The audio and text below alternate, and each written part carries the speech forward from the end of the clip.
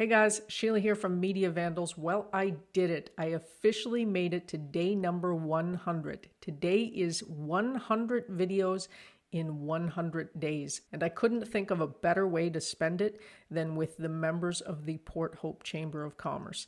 Today I gave a webinar for the Women in Business series for the Port Hope Chamber. And I was joined by some fantastic female business leaders in the Port Hope community. In today's webinar, we talked about business reputation management, why it's important, and how to actually manage your digital reputation. So we recorded the whole thing. I'm going to share it with you now, and then we'll come back and I will tell you what my plans are now that I have finally finished the 100 videos in 100 days challenge. So stick around because after the webinar, I'm going to tell you what I'm doing next.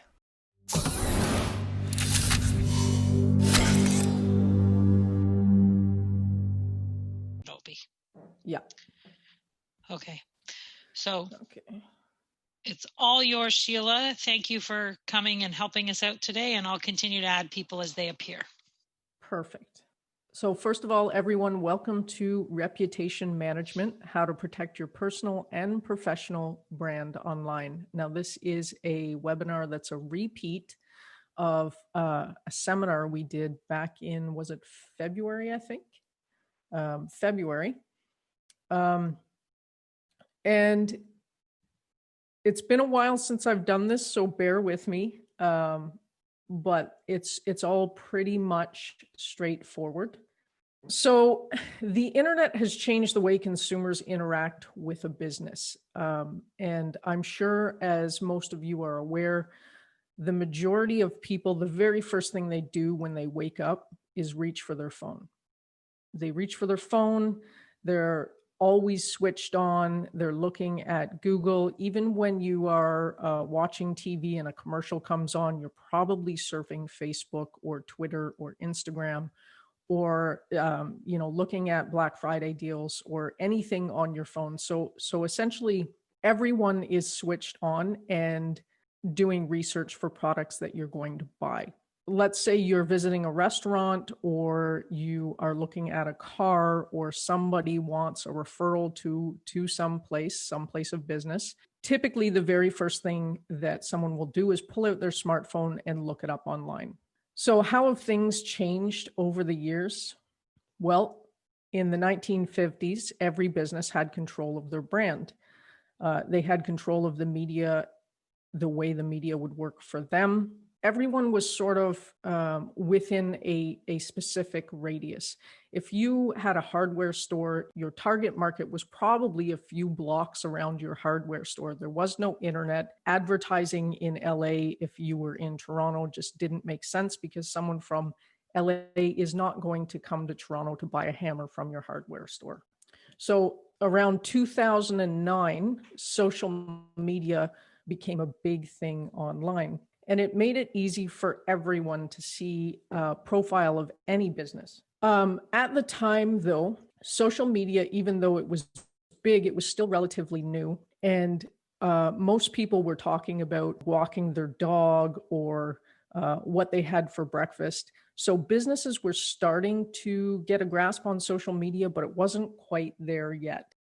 In 2020, we'll say somewhere between 2015 and 2020, businesses really started to get a handle on social media, and they really started to grasp that you can promote yourself virtually anywhere in the world. And now, because the internet is really a very small place, if you are selling a hammer in Toronto, you can literally sell to somebody in LA. Reputation management has become a very big part of the online world because consumers now control the message. If someone has a bad experience, it is very easy for them to jump online and spread it throughout the internet through things like Twitter and Facebook and Google My Business and Google Reviews and so on and so forth. The problem with this is that there really is no consequence to people spouting off online. Everyone is what we like to call a keyboard cowboy, because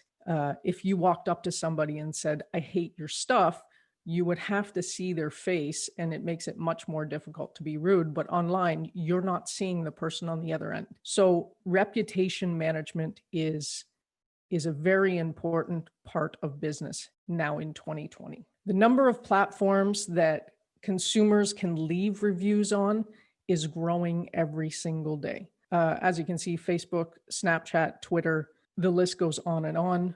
It's very easy for people to make videos and post them on YouTube. It's incredibly easy for someone to show up on your business page and leave a bad review, and there's not really anything that you can do about it. So a good reputation can take years to build, but it can literally be lost in seconds.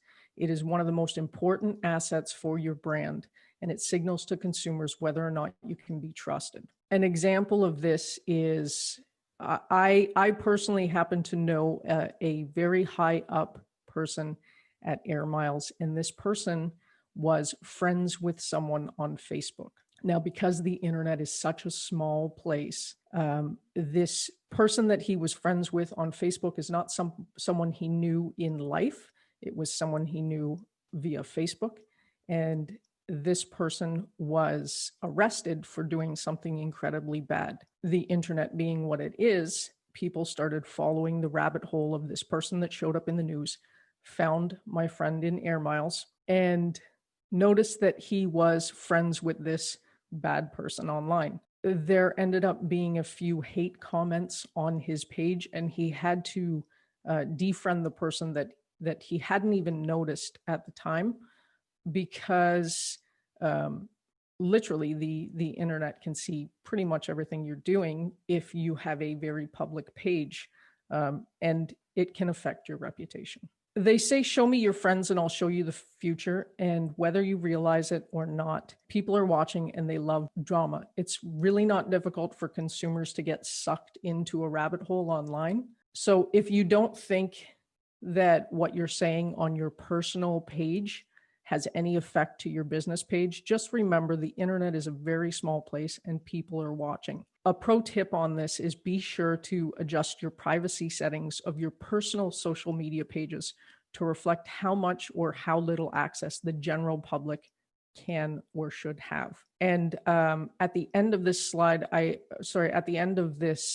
seminar, I have a link to a checklist that you can download. And I believe in there, it has some information about your settings. So how do we deal with conflict and responding to negative feedback? I like to say, take some time to think about how you would deal with something in person, and then put together a process or a guideline for yourself and your staff to use when responding to negative feedback online. Like it or not, at one point or another, you probably are going to have to deal with a negative customer comment that's been published online. Personally, myself, I've already had to deal with this, and the person hadn't even used my service in the past. They just happened to mix my company up with another company. They left us a very, very negative review.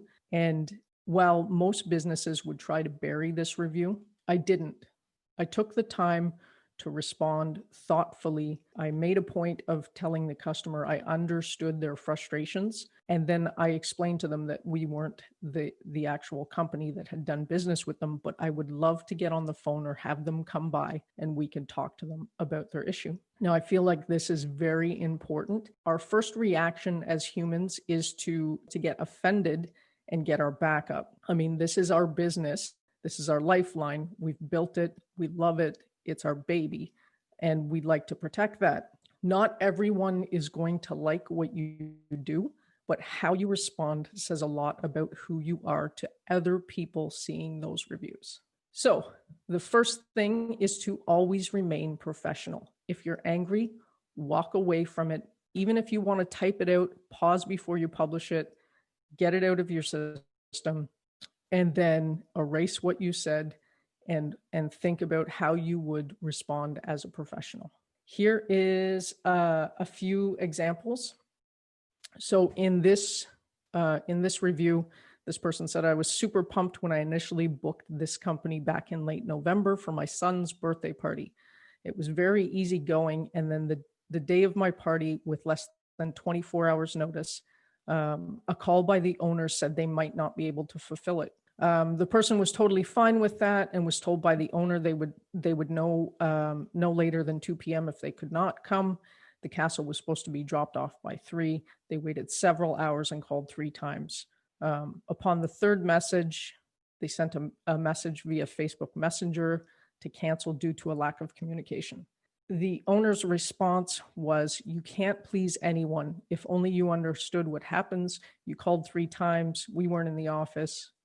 We would have been there by 3, but you decided to cancel." So basically, the owner responded very negatively. Here's another one. "I ate here twice, never again.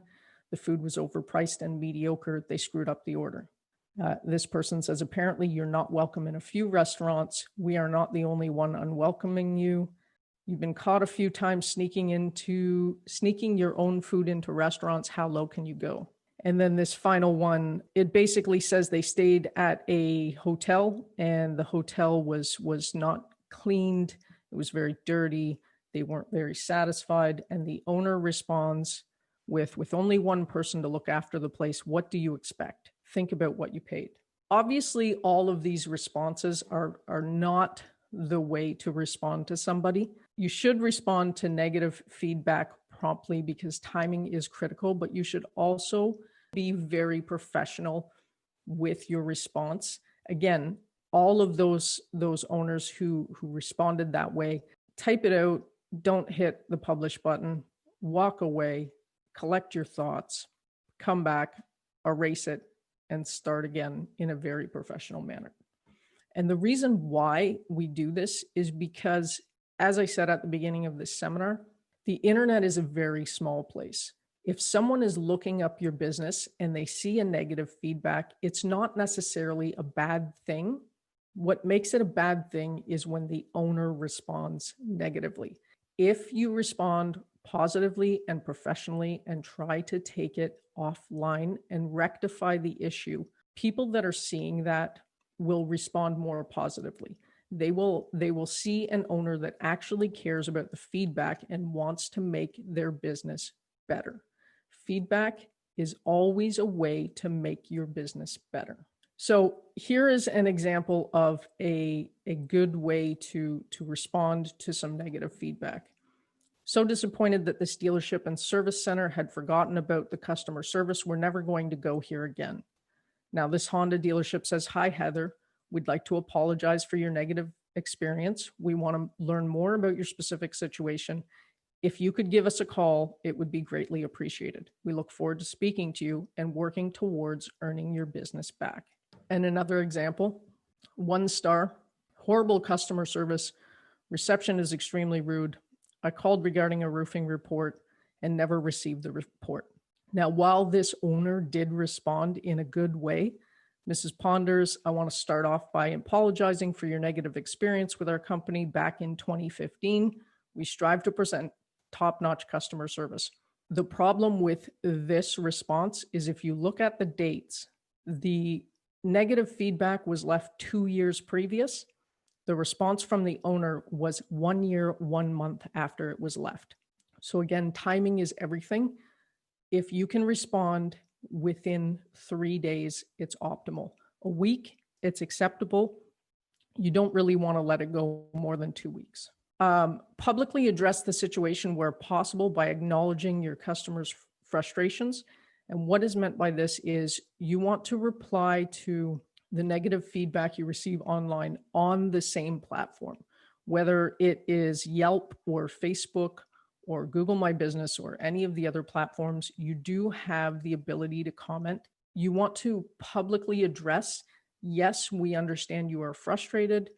Dear Mr. So-and-so, dear Mrs. So-and-so, we'd like to make it right. Thank you for bringing this to our attention." With that said, you do want to take it offline. So first, publicly acknowledge that you know they're frustrated, you know they had a bad experience, you want to make it right, and then ask them to contact you via phone or email so you can speak further. And again, the reason why we're doing this is because other customers are seeing the way that you respond to those negative feedback comments. So here's a good one. Prime rib was raw, and they actually watered down the ranch salad dressing. It looked like a pool at the bottom of the bowl. This person responds, sorry to hear your prime rib was not up to par. We strive to make the best in the industry. To make up for it, we'd like to offer you a free prime rib and salad with your next order. I do like this, but at the same time, I probably would have taken out the bottom part to make up for it and said, please give me a call, because doing this also leaves you open for other people to leave negative comments in order to get that free prime rib and salad. What would have previously been a closed conversation between family and friends can now be broadcasted for the world to see. It's very normal to never hear from a happy customer, but people that have negative experiences love to shout it from the rooftop. Again, social media has given people a platform to shout everything from the rooftop without having any consequences. So what can we do about this? Well, the first thing you want to do is monitor your brand regularly. So whether that is checking it daily or weekly or monthly, set up a schedule and make sure you are checking all of your platforms. Provide good customer experience. So whether it's in store or online, we always want to strive to do better. If someone is giving you bad feedback, there is a reason for it. So let's learn from that. And we also want to collect feedback and consistently make improvements. And how do we collect feedback? We just ask for it. If you had a great experience, I'd love if you could go on Facebook and leave me a review. If you had a great experience, please stop by my Google page and leave me a review. So how do we respond to negative reviews? Well, again, like I said, most businesses will see a negative review and their first reaction is to try and bury it. Now, I am a firm believer that negative reviews are a positive thing because this is how we improve as business owners. So how do we respond? Dear Paul, thanks for sharing your feedback. We're sorry your experience didn't match your expectations. It was an uncommon instance and we will do better. Please feel free to reach out at and give them your contact information. With all further comments, concerns, or suggestions you wish to share, we would love to make things right. Always apologize whether you did something wrong or not. Remember, this person feels like something wrong was done to them. We need to acknowledge those feelings. We need to tell them we want to do better and we want to find a way to turn that negative comment into a positive experience for that client. And again, here's a good example. Hi, Christine, I'm sorry you had a bad experience. Please allow me to apologize for what happened. Christine responds with an update that Anthony reached out and apologized. He sent someone to address it at no cost. So she's now turned her negative review into an updated positive review. That business owner actually says, wow, thank you for taking the time to finish the story. So the 7 steps for replying to negative reviews: address the reviewer. So, hi, Paul. Hi, Jane. Thank you for leaving us this review. Again, say thank you and apologize. Whether you did something wrong or not, we need to diffuse the situation and apologize. An apology will go 1,000 miles, even if you did something wrong or not. Take responsibility. Again, whether it was your fault or the customer's fault, we are diffusing the situation. Hi, Paul. Thank you for leaving this review. I apologize for the service that you had and take full responsibility. This is not the way we normally do business. Can you get in touch with me? I'd love to make things right. And then take the issue offline. Here's our number, here's our email, here's our contact information. Please get in touch so we can make things right. And again, ask for a second chance. It's that I'd love to make things right. This is not the way we normally do business. So let's talk about positive reviews. And what are the 5 ways to respond? Again, say thank you. Reinforce the positive. Pass along the compliment. Let customers know you'd love to see them again.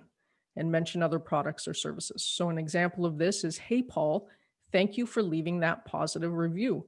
We really enjoyed working with you. I'm going to pass along to my teammates that you loved, the ice cream cone that they made for you. I'd love to see you in again. I know how much you love ice cream. Do you know that we also have tartufo? And then, of course, what do we do about neutral reviews?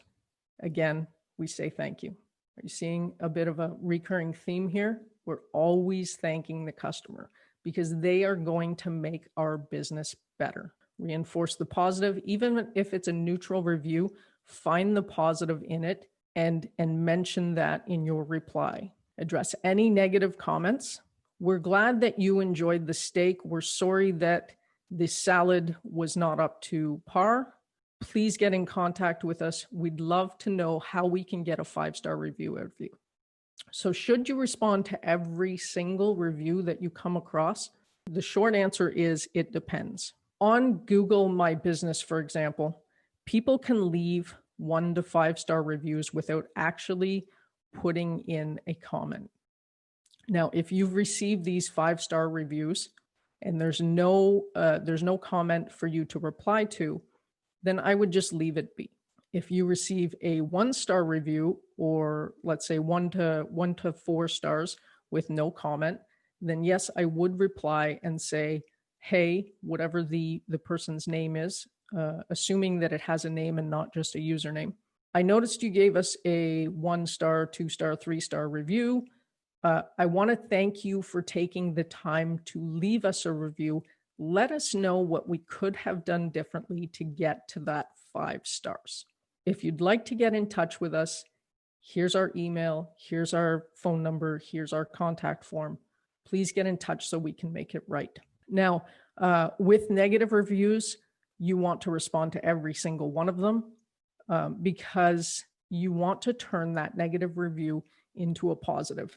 And you're not going to be able to do this with every single negative review, but you want to make an effort because people are seeing how you respond as a business. And that is what is going to help them make the decision to do business with you. So here is an example of what not to do. So this room was not prepared for 6. The chain on the ceiling fan was broken. The bulbs do not dim. While this owner responded immediately, you can see these little BRs. This is sort of a short code. This is an HTML code that you would use to make line breaks in a website. So clearly this owner has copy and pasted this response and just changed the name at the front. People can see this. If he's had enough bad reviews and he's copying and pasting this every time, people aren't dumb, they catch on.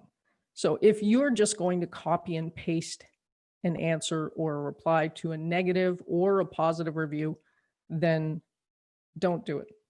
If you're not going to do it properly, don't do it at all. This is an example of a good way to respond. And this is from an employee who had mixed feelings about that employment. Now, this is going to happen. You're going to have past employees leaving you feedback on social media as well. And again, it is how we respond to that. If you are hiring new people, they are looking at reviews of your business. So this person says great benefits, but management has serious communication issues. And the response was, thanks for the feedback. We appreciate it. We're proud of the work-life balance. Communication is never easy, and we will work hard for our leaders and teams to move forward. The final thoughts on this: reputation management in this day and age, in the digital age, is incredibly important. Consumers are looking for your business online, and the way that you respond to any reviews makes a huge difference in who will use your product or service. If you are a professional company with a lot of positive reviews and a few negatives, the people that are looking at those negatives are looking on how you respond. That's going to be more important than the positive reviews. The positive reviews are just as important, but it's more how you respond to potential customers and previous customers.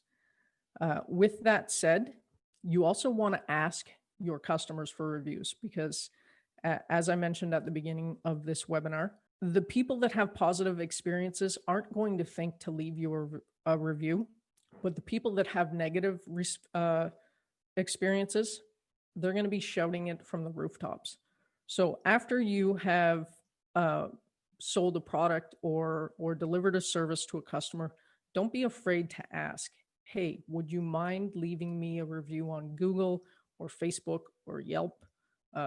We really appreciate it. It helps with our marketing efforts. So that's pretty much it.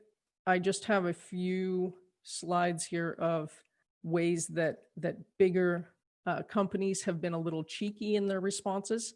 And doing that is more of reading your audience. If you know that your audience knows that you will joke and they're okay with that, then I would say yes, 100%. Be fun with your social media. But if you have a serious audience, you probably don't want to go this way. As an example, Royal Mail, I'd like to make a complaint. My Valentine's card still hasn't arrived. And Royal Mail says, sorry to hear that. When exactly did your mom post them? This one, I saw a bird had crapped on a smart car. It totaled it. And Smart Car says it couldn't have been one bird. Sounds more like 4.5 million. We did the math. And if you look in the bottom right corner, it's very hard to see, but it says it takes 9,000 pounds of pressure to crush a smart car. So again, Taco Bell, this person says, stop the Illuminati. Why Taco Bell? Why? And Taco Bell says, you're on to us. Here, we made you this picture.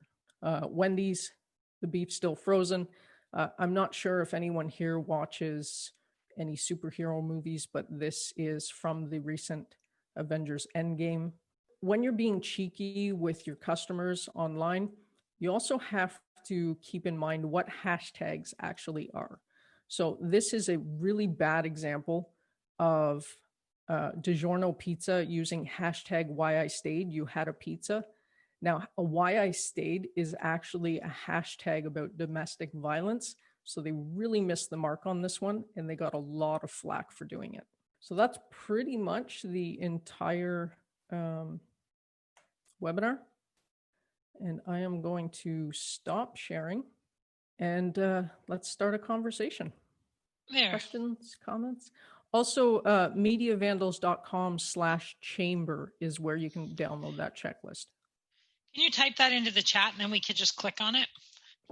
Yes, ma'am. Thank you. I like checklists. I know. Sheila, I think that brand reputation and protecting it is something that people aren't thinking about. I don't know that people put a lot of thought into the responses. I liked that your very first word of advice was, don't respond it when you're under pressure or when you're feeling the pain and the anger that you can't believe, walk away. As a hockey mom, we call it the 24-hour rule. No matter how angry you are at the coach or at the other kids on the team or whatever's going on, you walk away for 24 hours and you'll probably come back a little more clear-headed. So I think that's pretty sage advice to say, don't respond when emotions are high because you're not going to be as factually based as you should be. So thank you for that. Correct. Does anybody else have any questions or anything they'd like to add? I'm not, no question, but Sheila, over here at Empire on Facebook, we're quite active, and we have had to deal with some comments that's been put on there, and I'll tell you, I find it very challenging because sometimes it blows me away that, first of all, why are they writing something like this? But so it really helps to know to step back, of course. I always do that to start with, but to know how to handle it. So I appreciate the whole steps that you pointed out, because it really is going to help me in the future. So, yeah, no problem. Sandra, are you saying, so if you post something, say, for example, the wonderful videos that you were posting of your seniors reading stories, yeah, somebody would comment negative within the mix of responses about some treatment they were given or something they saw or heard? Yeah, or it could be on an advertising, something that head office maybe put on as advertising, and then they would put comments. Thank goodness, no, I haven't had any bad comments with our residents and things that are going on there. Just some of the advertising, but as soon as that goes on, I'm responsible for going on and answering or responding. And I've never had to do that in this role. I've never had access to Facebook like I have in this role. So it's a little nerve-wracking because I know, I mean, obviously, when you're in the business of customer service, you deal with a lot of people, and you know that you have to be very careful what you're putting out there. And sometimes you just shake your head and don't understand why they're writing it in the first place. But you do have to, you know, thank you. And I like the whole thing. Thank you for your comment. And, you know, I always asked them to take it offline and contact us. So. Yeah. And again, unfortunately, you know, with the digital age and now COVID as well, if people don't have to see who they're talking to, it just, I think it brings out the worst in some people, and they feel a little more entitled to respond in any way that they feel they can, because there's no repercussions, there's no consequences to it. So the way you respond not only helps with external customers, but it also helps those people to kind of get a check in what they're posting online and realize that, hey, there is actually another person on the end of this screen. Yeah. Well, what I find too is in a small town, rumors can start. And then it's very easy. And a family member may say something, and then all of a sudden, and it's like, okay, how do we control this? Oh, so it's fun. I completely understand. Okay, so I do have to go because I have a meeting, but thank you so much. I found it lovely. Goodbye, everybody. And thanks again. I appreciate you coming. Okay, bye-bye. All right. Louise, do you have any questions or anything? I mean, the best thing is we are going to send the recording link out to the membership, and we'll include that link with the checklist too, Sheila, so you may get some, you know, callback from the checklist. Yeah, no problem. What I'll do is so when you go to that link, you'll put in your email address. It'll automatically send you the checklist. What I'll do later this afternoon is I'll throw in a few bonuses to that as well. I have a guide on asking for reviews. And I've also written an entire blog post about 6 steps to getting better Google reviews. So I'll include that link as well. Sheila, I have a question. Yes. I'm going to put my video on. 1 second. Yep. So I kind of am a sarcastic replier to negative reviews. Because, and I'm in a controversial business, so I attract troll reviewers. Right. So I have had reviews that I was responsible for killing people in Wisconsin. Oh dear. I have had negative reviews because I follow the law. So we tend to have this whole sarcasm part to it, depending, like if it's a real genuine kind of like, you guys give me poor customer service, we fix it.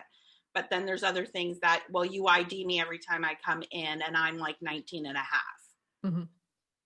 Those ones I don't take seriously. So like, how bad is it to pick and choose and add some humor to your replies? And I've also fired customers on Facebook, and we go by our value system. Our value system is to help people keep them smoke free. And if we're doing such a good job, we can't make that commitment to you. So here's a list of shops you can shop at.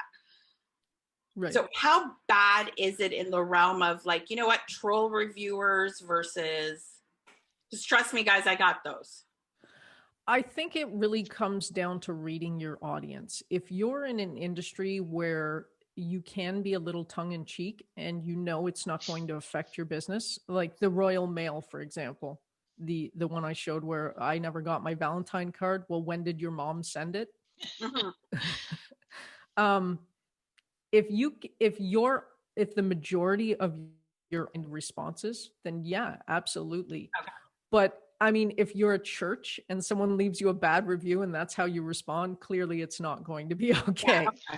I'm just wondering, because I'm listening to what you're saying, and then some of the stuff, like, totally agree. Like, we are so sorry. Here's how we can fix it. Reach out to us here. But then there's stuff that obviously, there's way too many vape shops in this country. Like, why am I giving me 1-star review on that? Yeah. Well, and I think if I heard Sheila right, you don't necessarily have to respond to all of those either. No. Like lack of response sometimes is golden because it just reiterates the fact of the stupidity of the comment. Is that what I heard you say, Sheila? Correct. I have a customer. Okay. Yeah, it comes down to that as well.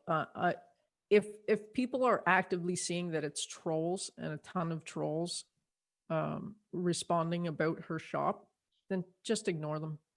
Like I think you're right in that, like in an industry like that, chances are you're going to get more trolls, more people who are anti, the things you're doing, where, general business practice is probably more of an attack on the customer service, the products, and I think audiences are savvy to that, so they would appreciate the lack of response. They'll definitely pick up what's real and what's not. Excuse me. It's like Amazon reviews. If you're ever having a bad day, go read Amazon reviews because there's a lot of trolls posting silly stuff, and the sellers on Amazon can pick out what's real and what's not, and they'll respond to the real reviews. But yeah. And I like the idea, Louise, I'm sure you do too, of the how to ask for reviews, because it's almost like we know the impacts the reviews have in creating and optimizing your search engine optimization, increasing all that kind of stuff. And so, sometimes you ask for reviews and you're like, I have to do that because it's going to help me in the long run, right? And you don't want it all to be your mom, your dad, your cousin, your neighbor, because in small town especially, people know who's connected to who. So thank you for sharing that resource with us too. Yeah, no problem at all. I think it just comes down to remembering to ask for a review, because again, if you have a positive experience, you're leaving happy, but you're not thinking I should leave this person a review. It's the last thing on your mind. Sorry, Louise, you were going to say something? Oh, I just recently went through my Google page and actually replied to people who had left me a review, and some of them were, a bit older, like 6 months or so, but it never really occurred to me to thank people. I just was, I got a review, and luckily they were all really great, but just to take the time to say, thanks, Andrew, and I really enjoyed working with you, et cetera, whatever. Yep. So it's interesting how you don't really think about replying necessarily, but just that extra step, I think it just makes the customer experience that much more enjoyable. 100%. Okay, so Sheila, I will send you the link so that you can share it. We'll also, like I said, share it with our membership and let people know that your brilliance is available to them right here within our boundaries to support shopping local and supporting local. And we appreciate the time and energy you took to share with us. So thank you. And we will see you soon. Thanks for having me. Thanks, guys. Thanks, Sheila. So that was today's webinar. I hope you found some valuable information in the video that you just watched. So what am I going to do next now that the 100-day video challenge is over? Well, it's only Tuesday and I can't just quit halfway through the week. So obviously we're going to go to at least 103 videos so that we can end on a Friday. So what happens after Friday? Well, the thing about doing 100 videos in 100 days is that it kind of becomes routine. It becomes part of your daily life.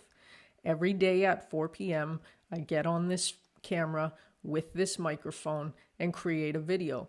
It has become part of my daily routine. It has become a huge habit in my life. And in all honesty, I kind of enjoy it.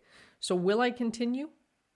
Absolutely. Even after creating 100 days of content, I'm not out of ideas. There's still so many things that I can make. And to tell you the truth, not everyone's going to watch every video in my channel. So if I want to go back and redo a video, but do it better, I can do that. For all the people that stuck it out and watched every single video over the last 100 days, all I can say is wow, just wow. I am so grateful that people stuck out this 100 days with me, and I am absolutely amazed that there are people out there that watched every single video. Jamie, You're awesome, man. I'm so glad that you watched every video. Brandon tells me you are my biggest fan, and I think that's amazing. Mel, thanks for being on board, and thanks for starting your own 100-day video. Mike, my accountability partner from across the pond, who did this challenge with me, and he posted his own 100-day video every single day. I'm going to link to him up here. And everyone else who was along for the ride, I am so grateful that you guys found it interesting enough to stick through it. I hope you found value in some of the information over the last 100 days. Not everything was for everyone, but I'm sure there is something for someone in there. As for moving forward, I'm still going to keep making these videos, so hit that subscribe button. Like and follow us on Facebook. Subscribe to our YouTube channel. And I'll see you guys back here for video 101 tomorrow. Cheers.